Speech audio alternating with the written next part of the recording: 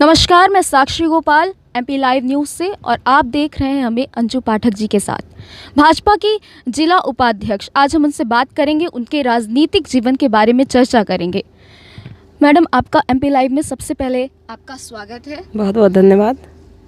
Ma'am, सबसे पहला सवाल जो कि एक राजनेता से होता है कि आपका राजनीतिक जीवन कैसे शुरू हुआ? राजनीति अपनी अपनी लोगों की सोच होती है, किस तरह से लोग आते हैं, उसमें क्या सोच कर आते हैं। बात अगर मैं अपनी करूं तो राजनीति में आने का एक मेरा बहुत अच्छा सीधा साधा मतलब है। इसमें मैं जनता की सेवा को लेकर सामने आई हूं। थोड़ा सा मैं बैकग्राउंड अपना बताऊंगी हल्का सा, कि इसके पहले मैंने लॉ किया जी। और लॉ करने का उद्देश्य भी मेरा प्रैक्टिस करना नहीं रहा। इस पे मैं चाहती थी कि मैं सिविल जज की तैयारी करूं। हो सकता है इस माध्यम से मैं किसी भी तरीके से लोगों की मदद कर सकूं या अच्छा कुछ कर सकूं। उसमें मैंने तैयारी की और कहीं ऐसा हुआ, दुर्भाग्य रहा हो या कुछ भी रहा हो, ऐसा कुछ रहा कि या फिर ये क्षेत्र ही मेरे लिए लिखा रहा हो सकता है। पर राजनीति में मेरा इंटरेस्ट था, बचपन से भी मैं छात्र राजनीति करती आई हूँ।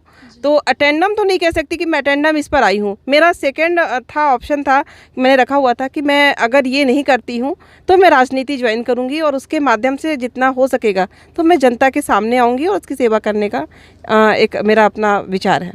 जी। मैम का एक सेकंड ऑप्शन में था राजनीति। मैम, तो आपने बीजेपी को ही क्यों चुना राजनीति के लिए? बीजेपी आप सभी जानते हैं, आज तो कुछ ज़्यादा इसके लिए बोलने की ज़रूरत नहीं है। बीजेपी आज पूरे देश की नहीं, विश्व की नंबर 1 पार्टी है। लेकिन उसके पीछे कारण है, और ख़ास तौर से मैं बताऊं तो मेरा पूरा बैकग्राउंड, मेरा पूरा पारिवारिक जो पृष्ठभूमि है बीजेपी से ही संबंधित रही है। उस पे आने का एक और ख़ास मेरा विज़न रहा है कि बीजेपी सिर्फ एक पार्टी नहीं है। मैं ये बताना चाहूँगी, बीजेपी विचारधारा है, ये संस्कारों की पार्टी है, ये अनुशासित लोगों की पार्टी है।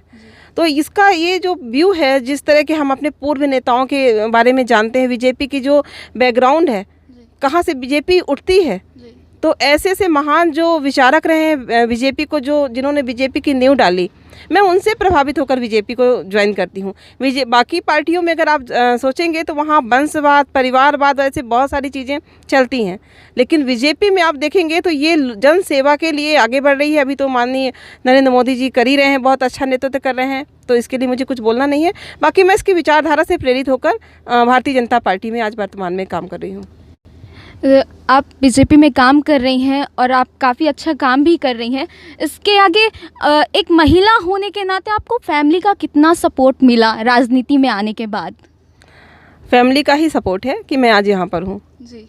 100% सपोर्ट है। चाहे मैं अपनी मायके पक्ष में जाती हूँ तो चाहे मेरे फादर हैं, मदर हैं, उनके द्वारा मुझे सपोर्ट मिला। मैं शादी होकर मैं बेसिकली रीवा की रहने वाली हूँ, पर मैं शादी होकर जब मैं ससुराल आती हूँ, सीधी आती हूँ, तो वहाँ पर भी मुझे अपने सास ससुर और अपने ख़ास तौर से मेरे हस्बैंड का इसका बहुत बड़ा अहम रोल है कि मैं आज यहाँ पर हूँ।